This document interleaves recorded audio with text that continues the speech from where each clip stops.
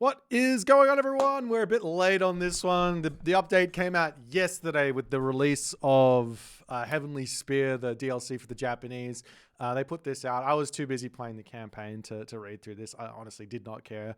I wanted to get in there and enjoy it before anyone spoiled it for me. So hopefully I didn't spoil it for you guys too much. But yeah, the video is up already, and you can watch it whenever you want. Go finish the campaign yourself and then come back and watch it if you want. See how I went through it. It's really, really fun, super difficult, and yeah, so much fun. But yeah, this is everything that's kind of new. I'm gonna try and highlight some things. All this stuff we know. There's 12 new gods. There's 12 missions. There's new cheats as well, and a whole bunch of extra stuff. So I'm going to sort of run through this. There's also a balance update with new maps and things like that as well. So we'll skip through all of this stuff. There is this Gauntlet mode as well. I put a video out of this the other day. It's pretty fun. It's repeatable. You can play it with mates. You can play it on easy. You can play it on legendary if you want a really big challenge. So it's got some cool unlockables to grab. So if you liked the Arena of the Gods mode, then you will like the Gauntlet mode. If you didn't like the Arena of the Gods mode, you might like the Gauntlet mode. I don't know. It is kind of similar, but nonetheless, we'll keep going on. So we've got some matchmaking improvements. This is already in the game before this update, but apparently there's now shorter queues, which means more playing time and less waiting. So this is something that I've heard was actually on all of the other Age of games. So I'm actually surprised they changed this, and not to go into it with too much detail or too much depth. But basically now, if the matchmaking says, hey, there's a player that is close enough to your elo, we're just going to give you that player. We're not going to wait. We're not going to search anymore for maybe a better match. You just get that player. So it's bam, bam, bam. If there's someone there searching, you will get a game really, really quickly. There's also a new AI personality, which is called the Retaliator, which basically says, I'm not going to do something unless you do something, which is kind of interesting. I haven't checked it out. I haven't really checked out much of the personalities. Let me know in the comment section if you guys enjoy those and what you're doing with them. I think it's really interesting to have those. Maybe we need to do like a personality tier list at some point. And now we've got the new cheat codes. These are pretty cool. I've seen a couple of them already, but let's go through them. We've got the Shinto Shuffle, which is going to give you 4 random Japanese god powers. We've got Shinobi 1 Kenobi, which gives you a very powerful Shinobi. This guy's got a lightsaber. It's really cool. Dank memes, which is turning every unit into a kappa, a frog, which is pretty funny. Omae wa mo shinderu, which is this is what anime is that from? I should know that. It's just a classic. All enemy military units are blasted as if hit by a shockwave, then instantly die. We got to catch them all. Of course, you've got the Pokemon. It's Japan. Why not? Grants one of every unit tagged as logical type trainable myth unit. So every single myth unit in the game. Your relic is in another temple, which spawns 5 random relics outside the player's temple. They spawn ungarrisoned. You've got Heavenly Host, which summons all the Japanese SBC heroes, kind of similar to Amano Hear My... What is it? Isis Hear My Plea. We got the Shukaku, which summons the Tanuki unit, which I think from memory was the healer, but I can't 100% remember. So that might actually just be some OP unit, or it might just be like a kind of a healer, which could be an interesting thing to just say, hey, I want to give me a healer for my game. And you got Mega Myths, which increases the size of all myth units by 10%. Yay! And you can use it repeatedly. So you can have as many big ones as you want. And you don't even need Heavenly Spear for this one. So this is like a throwback to when there was that bug that came in that everyone was ecstatic about, where if you got a Wonder out and you already have myth units, they were like double in size than what they should. Anyways, we're going to jump through here. A whole bunch of improvements have been made. I've been noticing this in just my own gameplay and things like that. And we'll jump straight here to the hotkeys. So there is some new hotkeys that have come in, and I love these. These are so good, especially these ones. Select all of a unit on screen. I effectively just changed all of my select all from, for example, I have on Y, I have select all heroes. Now, most of the time I just want select all heroes on screen. I don't actually want select all heroes. So I just changed select all heroes to shift Y, which selects them all. And then I made select all heroes on screen to just Y. And that allows me to micro the battle without having to bring my heroes from all across the map to come and join in. Same with archers and everything else like that. So it's really, really good. Get in there and change those if you're into that sort of stuff for competitive. A bunch of UI stuff. I'm not going to go through all of this. I'm actually more interested in getting through this and getting the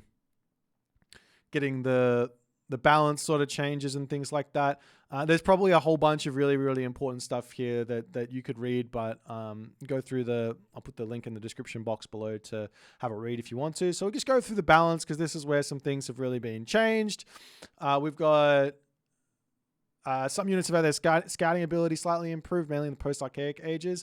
This is actually really, really cool. I think not a lot of players, but some people were complaining that scouting was quite difficult for some civs, and you would like lose your scout too easily because like your scout would have the same amount of range as say other units. So there's like, you wouldn't be able to get little bits of information and get out, which doesn't really feel very scouty, if you know what I mean.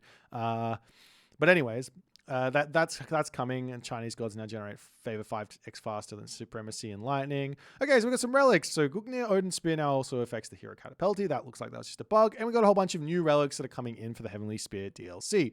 Little Crow Circle, weapon technologies in the armory cost reduced by 50%. Heavenly Jeweled Spear, counter cavalry units attack range increased by 0.25.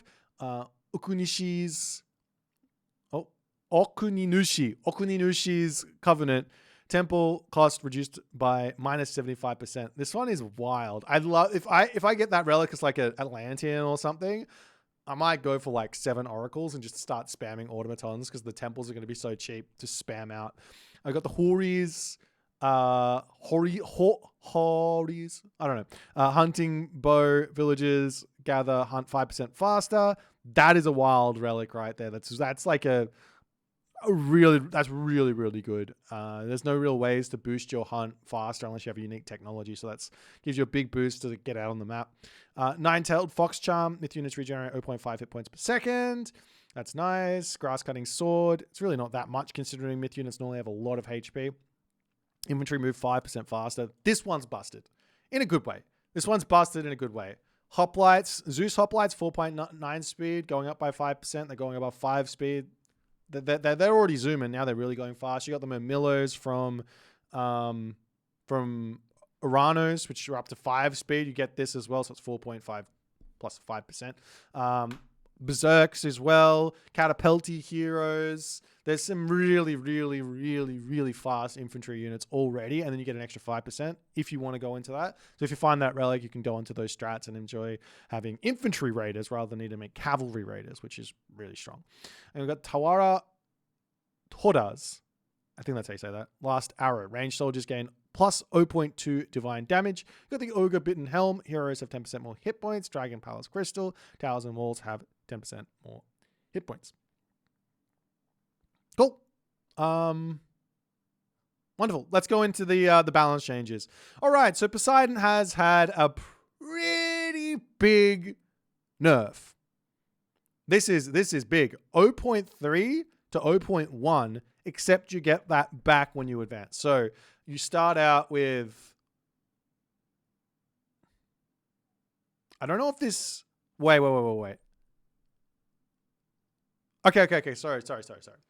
It's not that big of a nerf. You start out with 0.1 in the archaic age. You then go to plus 0.2 in the classical age, and then you go to 0.3 in the heroic age, you go 0.4 in the mythic age. Speed in the mythic age isn't that big of a deal because everything's like walled up and you can sort of block everything off. But yeah, in the classical age, Poseidon was just, I always, whenever I rolled Poseidon and I played him, I was like, dude, this god just feels like whether I win or not, it just like, it feels unfair, like with the speed that you have with those powerful hippias. So they're just going to be a little bit slower in the classical age. Should make it a little bit easier to defend against them. We got Will of Chronos, damage area on hand attack and throw reduced from +2 to +1.5. Area of effect damage on on the Cyclops is just insane. So they're making it less big. So it's going to be doing a little bit less insane damage. And also with the damage area propagating from the target rather than itself, reducing the damage area a little bit should offset the increase in consistent damage. So what this means is if your opponent is targeting a unit on the front, well, obviously it's wherever the Cyclops is facing and smacking, you want to try and get your units around the back of the Cyclops to start getting that damage done. That way you're going to avoid the area of effect damage, and you can actually, there's actually a big weakness to the Cyclops now. So if you can catch them out and start smacking them, and you can avoid a lot of that damage if you want to micro in the middle of a fight. Enyo's Bow of Horror, research time reduced from 40 to 20 seconds. We got the Chthonic Rites here as well, going from 2.5 up to 4 hit points. I think this technology was always a technology I wished was amazing, and it just never was. You're just like, could get another Hydra though. You know what I mean? Like, so this is kind of nice. If I can get to like a 3-headed Hydra and go, ooh, it's at half HP, let me grab this tech, then all of a sudden it's going to go back up to that full HP, and I think we might see some Hydra strats coming. We've got the Hephaestus Plentyvault cost increase from 200 to 300. There's some really stupid, sort of, I wouldn't call them strategies, but more like game plans revolving around Plentyvault, where players would kind of turtle and rush a second Plentyvault and then start working towards the third Plentyvault. And once you get the second one up, you've basically got enough economy or population bonus that even if your opponent's got full map control with the Greek army and that extra resource you're getting from the Plentyvault, you can almost just win and just push back out. And it felt really rubbish to play against. So I like that this is going to be a little bit delayed, give your opponent a little bit more opportunity to force the Greek player to do something. And we move over here. So Cyclops, we already talked about this one. And the Colossus has also had a little bit of a buff as well. So while Plentyvault got nerfed, Hephaestus did also get buffed. So it's always a little bit... This is the thing I love about the way that they balance these things. I think a lot of people focus a little bit too much on the nerfs. But I think from memory, there was a stat running around. I think there's been just as many buffs as there have been nerfs throughout the longevity of Age of Mythology Retold. I really enjoy that part of the balancing team, and I love that they keep on trying to make more things sort of pop up and enjoy that little spotlight. So the Colossus, while I actually think it was already really good, it was kind of overshone. It was the Plentyvault was basically taking the place of the Colossus. So if that goes up to 300 and the Colossus comes up, I think we're going to see a lot more players going into that unit to use it to siege and things like that. Greek heroes have also had a range attack increase, accuracy increase from 80% to 100%. Normally, range units have got an 80% attack accuracy, so they just go to 100%. So they're not going to miss anymore. They're going to be a little bit more laser pointed, though you can still dodge their arrows as well, just by moving back and forth. So here's the Katoska boss, gets an extra +2 line of sight in Classic Age. Have to see how this one will go, whether you're going to be able to get that scouting in and be sneaky with the scout, get your information and run away, or if it's not going to be enough. I hope it's enough. I think it's really cool. I think that more scouting options are a good thing. Not even scouting options, but just a little bit more information to come for the players that are putting effort into scouting. I think that's really important. Age of Mythology is definitely a game where a lot of knowledge... where knowledge is literally power. If I know what my opponent's doing, then I can work towards countering it. If I don't know, then I'm guessing, and maybe I counter it, maybe I don't.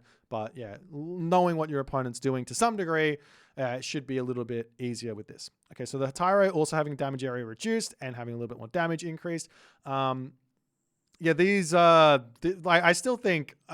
this is my own personal opinion, and feel free to say, I don't want to hear your personal opinion, Boit. Stop trying to change the game. I don't like area of effect damage on any unit on the hack attack. Also not, on the auto attack. I just don't like it. I think it's really difficult to gauge how much damage you're actually doing. And anyways, this coming down, but getting a bit more damage increase, it's going to be a little bit easier to understand what the unit's doing. And therefore you should be able to actually deal with it a bit easier in game. I do think there's some other really fun things that they could do with this unit. For example, bonus damage versus buildings, trample effect for the cav, maybe getting some sort of regen on their HP so that they're gonna be able to run in, get some raids and run back out. Maybe take their stats down, give them a huge amount of speed so they can run around the map and get raids in late game. Like, you know, bonus damage versus walls or something stupid so they can break through walls, get in there and get raids. I don't know. There's like a whole bunch of random different ideas. I'm not saying any of those are necessarily good, but there are like things you could think of to change if you really wanted to do so. Nonetheless, Myrmidon, damage increase from 10 to 11. Still trying to make this unit relevant. I don't think it's just a tough unit to make work. The problem actually, I'm not even sure it is it's not damage.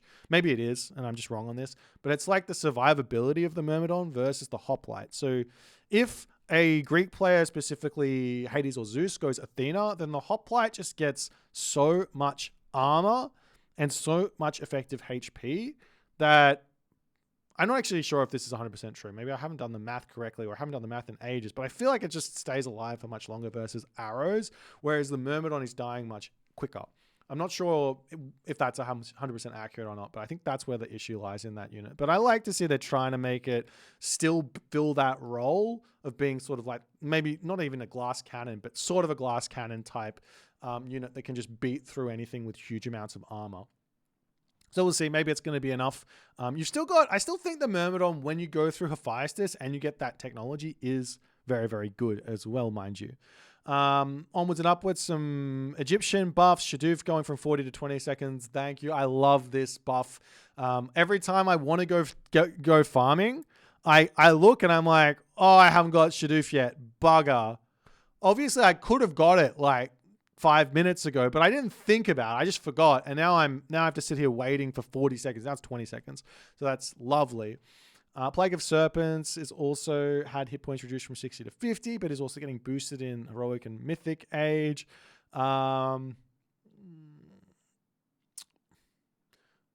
Realistically, I've not really felt this god power being that oppressive. I might be I might be wrong on that. Maybe other people are having issues with this god power in the classical age, but I like that it's going up in power in the later ages because I might want to use that one like 60 favor for a secondary cast in the heroic or the mythic age. Seems like a great idea if it's going to have a decent amount of HP there. Solar Bark becoming a little bit cheaper. This is the water one. Don't care. Yes, this is the nerf that I've been waiting for. Not to go into it too much, but Ancestors on economy is it effectively is a targeted nerf towards ISIS. And in that, not even at the top level of play. I know that everyone says that Egyptian is this god that only ever functions at the top of the ladder, and then everyone else below, it's mid, right? It's not even that good. That's like 49% win rate, right? But there's this strategy that I genuinely believe anyone on the ladder could execute in the right, like they don't know when to execute it is the problem, right? But if you get that game where you can go for this strategy, it's just oppressive and you feel terrible playing against it because you just kind of are just sitting there saying, well, you're going to do this, you're going to do this, you're going to do this, and I can't do much about it. And I think the big reason why that was happening is because of Ancestors Eclipse on economy, which means you have to worry about so much of the map and being like, well, how am I supposed to be everywhere to defend against a global nuke that can literally hit my economy, it can hit my military and anything. So a little bit of a reduction of damage on the villages means that if I get caught out by this and I don't manage to play around it, I'm not going to lose the villages. I will still have to run, but I'm not going to lose that many villages, which I think is really, really good. And it's going to help basically nerf this like effectively 2 talents and a fast mythic sort of idea. I think this is going to be really good, and it's going to make the ISIS players need to play the game a little bit more in those situations. I could be wrong, could still be very oppressive. We'll wait and see. Okay, next one, Atef Crown, cost reduced from 300 gold to 20. So another little buff here for Osiris, which is nice. I think this is for the mummies, which we haven't been seeing a lot of recently. So I actually want to see a little buff to the mummies, but let's just like keep that under the wraps, okay? New Kingdom is also coming down in cost, so that's nice as well. Tornadoes are not going to be doing damage versus farms. This is something that's applied to all destructive god powers. It always feels rubbish when you get hit with a destructive god power and it just kills your town center, kills all your houses, and kills your farms. So yeah, every single destructive god power has this treatment. So the devs are just trying to clean that up, I think. Myth units and Nubites are now play their landing animation, which is effectively a bug fix. Now, I didn't know this. These guys have got a landing animation. I was playing with this one, and I was like, hang on, my Nubites are just not moving around. What's happening? And it's like, oh no, they've actually just got a landing animation. They're supposed to sit there for 0.5 seconds after jumping. So, to be completely honest, huge nerf to the Nubite in terms of their raiding capabilities.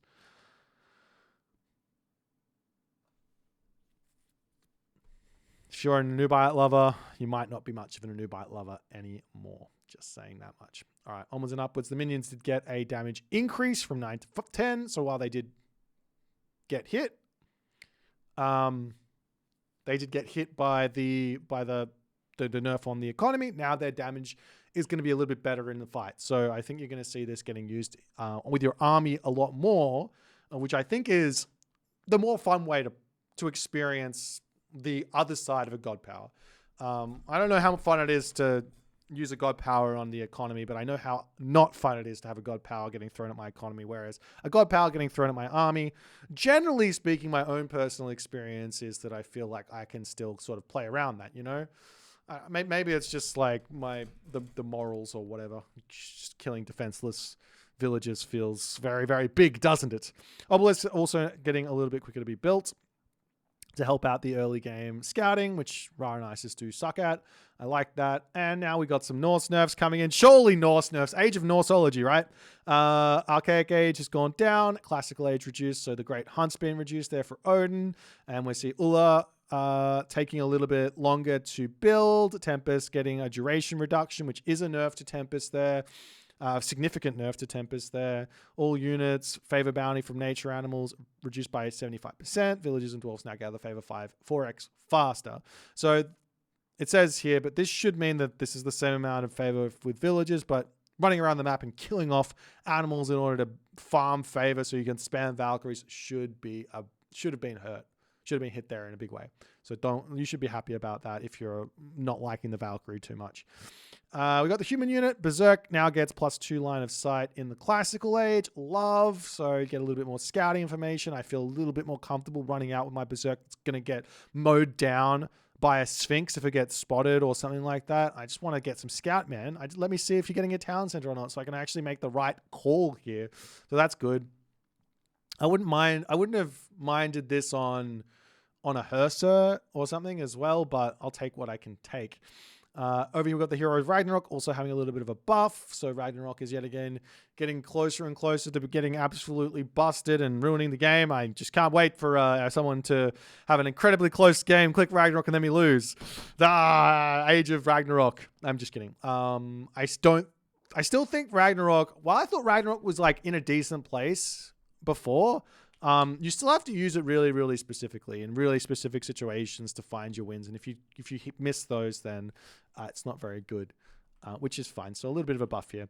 And then we've also got buildings now also generate favor from dealing damage at the same rate as military units. So the military units did get a nerf on the animals, but now you're actually going to be getting some favor from shooting the animals in the early game, which is nice. And then also getting favor from shooting units. If you want to build towers and hill forts and stuff, you're going to get some favor for that. So that's nice as well. And now we've got the Atlantean Pantheon. Heart of the Titans is getting some reduction. Research time going down. So a little bit of a buff there. I actually like this tech. I'm already buying this tech. I think this tech is like super underrated, super strong. So I'm kind of happy to see that. We got the Spider Lair here as well, which is 90 to 60 seconds for Leto. We've got the Halo of the Sun here, which is going to be giving some line of sight for the Arcus, as well as some line of sight for the Fire Siphons. I think they just missed this because the Arcus went up to a range point, up to 21 range. They didn't give the line of sight on them, so you could like not see what you could attack, which was weird. I think they just mixed it. Anyways, Caladria did get a slight nerf here from 5 speed down to 4.8 speed. Stymphalian Bird here getting a big boost, actually, but also getting reduced versus myth units. So we'll see how that goes. And then the citizens here do get an economic boost, which is somewhat significant, I'd say. I don't think this is going to be insane. I don't think this is going to break Atlantean, but the more I was playing Atlantean, the more I was feeling like they're actually okay. It was just sort of like I was playing versus the OPs. Like I was playing versus the Chinas, the Egyptians, maybe Freres, and I was like, man, it's just they just have more stuff than me. I just can't compete. And then I play versus Greek, or I play versus Norse, or I play versus is that everyone? Atlantean, right? And I'm like, well, it's actually kind of fine. So we'll see. This could just completely put them on another level and still suck against the OPs like China and Egyptian and Frere. Though that being said, there was some big nerfs here, so I don't know. We'll see.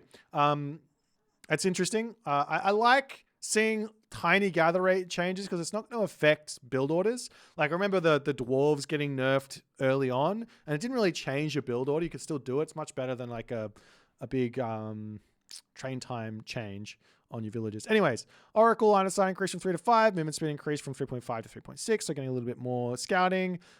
Hero units also the same thing. Fire Siphon going from 10 to 15 in their speed for the projectile speed, which is going to not really change any DPS, but it will make, it says here, you're going to have additional shots not needing to be fired, and you get working on something else. All right, so Mountainous Might here for Nuwa. 200 wood, 200 gold, 15 favor, 150 wood, 150 gold, 10 favor now. So a little bit cheaper. This technology, I don't even know what it does. I think it just makes your Quaofu build faster or something. I still don't see myself buying that technology. All right, we've got Chiao, Master of Weaponry. Snare versus cavalry reduced from 50% to 40% for 2 seconds. This technology was busted, and I legitimately, the more I played against it, the more I felt like this was just like an unfair technology. Like not even, yes, from a balance perspective, but also from like a fun perspective. It's like, I'll give you an example. I was playing a game, sent my raiding cavalry in to start attacking. As soon as my raiding cavalry, which have a small line of sight, right, saw the halberdier, I ran away, and he clipped one of my raiding cavalry with the halberdier with this tech, and that cavalry was dead. So I'd already started running before he started to attack me, as soon as I saw him, but because of like the pathfinding or whatever, clips the dude and it dies because he can't escape once it's been clipped. I don't know what the change here looks like, whether or not if I get clipped, I will still lose the dude.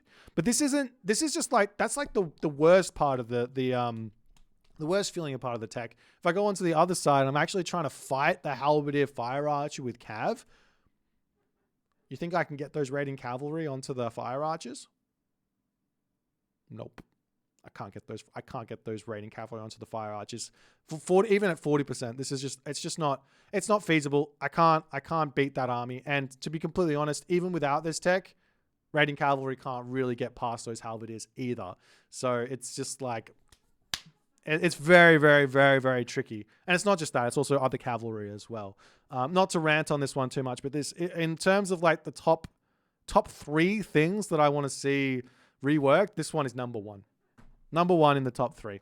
Anyways, onwards and upwards. I don't want to change the game. It's not my game. I'm just here to enjoy it. Lightning weapons has gone down a little bit. Repeat cast going up, so a big nerf there to the lightning weapons. We've got the rising tide. Cost reduced from 150 wood, 50 gold, 30 favor down to 150 wood, 50 gold, 20 favor. I can't even remember what this does. My bad. It's from Gong Gong. A bit of a buff. Slash and burn. Gets a bit of a buff as well. Becoming a bit faster to research. If you can get to the mythic age before you farm, this technology is absolutely bonkers because it makes your farms like basically free. Really, really strong. Flaming Blood, area damage on myth units increased from 3 to 4 divine per second.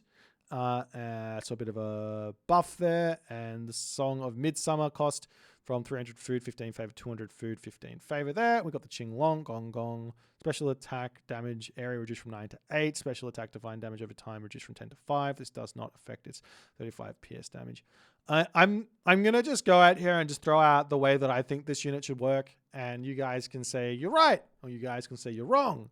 I think this unit does too much damage on the initial splash effect, this 35 PS damage, and does not enough damage over time.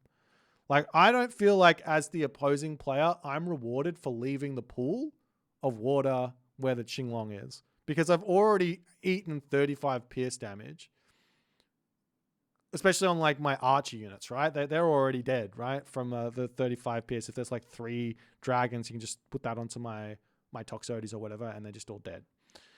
I think this unit should be working the complete opposite. The first initial splash should be like 5 pierce, 10 pierce, like nothing, next to nothing. And then over the course of like 3 seconds, where the pool is there, that's where the big divine damage thing hits. And then it gives you an opportunity as the opposing player to run out of the pool and not lose all of your units. But that's my opinion. So let's keep going. Neja, divine damage over time per attack reduced from 2 to 1 over 5 seconds. So a nerf there on the Neja. I think this is one way to have approached this unit. I'm not.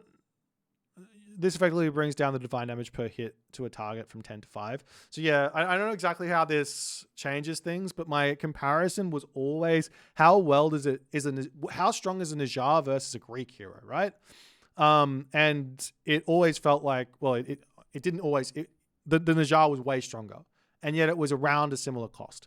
150 gold, 5 favor versus 175 resources, 2 favor, right? Something like that. So similar costing on it, but it was way stronger. So this is interesting, brings it down and all that other good stuff. So that's good there. And we also see the Neja pierce damage also coming down. So just nerfs to these heroes. Movement speed on Yang Jian, which is John Wick there. Movement speed coming down, hit points coming down, and damage area reduced from 3 to 2.5. We'll see how much this helps. 2.5. This is a significant reduction in the overall damage that you potentially can get. So we'll see how it's going to go. But yeah, this unit was really strong still. They're still trying to figure out how to keep the design, I imagine, of this guy, and but also make him fun to play against and fun to use, right? So we'll see. I'm hopeful that this is going to be a nice little place for this guy, and we're also going to see the same thing happening to Wenxiong here as well, who's had a bit of a nerf to his actual damage, not nerf to his area of effect damage, but hit points coming down and stuff like that. I'm gonna stay quietly hopeful that this is gonna make the S-tieredness of China move down to a nice A tier where, you know, everyone is feeling like they can compete against this. So we'll see. Pioneer also having some line of sight. Shukonu also having some line of sight. And the White Horse Cavalry gets a bit of an pierce armor increase. Okay. And then we got all these new maps. You got the Astro Grasslands, Keyland Nomad. Love. Okuchichibu, Senjo Gahara. We've got Setonai Kai and Snake Dance. And we've got in the standard rank max set, Air, Mediterranean, Mount Olympus, Yellow River, and Watering Hole removed, with Ki, Okuchichibu, Setonai Kai, Snake Dance, Marsh, and Midgard added. Let me talk about Setonai Kai. That's this one. I don't know if I need to talk about it. I feel like you guys can just look at it. This is all shallows. So there's one striking imbalance in the game already that I've already experienced. I'm not going to bring it up, but this map looks really, really fun to play on because the water is a part of the land. So I'm hoping that we're going to see things like, we're going to see some really, really dynamic plays where people can make things like ramming galley hoplite or something like that. And it's going to be a really strong unit composition that you can go for. Just mixing in these sort of boats with army. So that's what I'm most excited to see. I think this is a really interesting idea. If you guys hate it, make sure you let the devs know so they can remove it quickly. But if you don't and you love it, make sure you let them know so they can leave it in there. And then we got the campaign stuff. And that's going to be it with all the extra things coming through here. Wait, is this model system modding is now available for PC clients? Oh my God. That's actually gigantic. I only recently found out that you actually we couldn't do modeling. This is why we haven't seen all of those amazing extra civs from Age of Mythology Extended Edition. You know, the Aztec, all the extra civs that were made. So now those guys should be able to start working on this stuff, and we might be seeing some modded civs coming soon, TM. That's so exciting. Hells yeah. All right, guys. It's very exciting. Yada, yada, yada, yada, yada. I think that's... If you're having any issues with PlayStation 5, make sure you do the stuff that they're saying here. Read everything and all the other good stuff. Anyways, hope you guys enjoy, and we'll see you in the next one.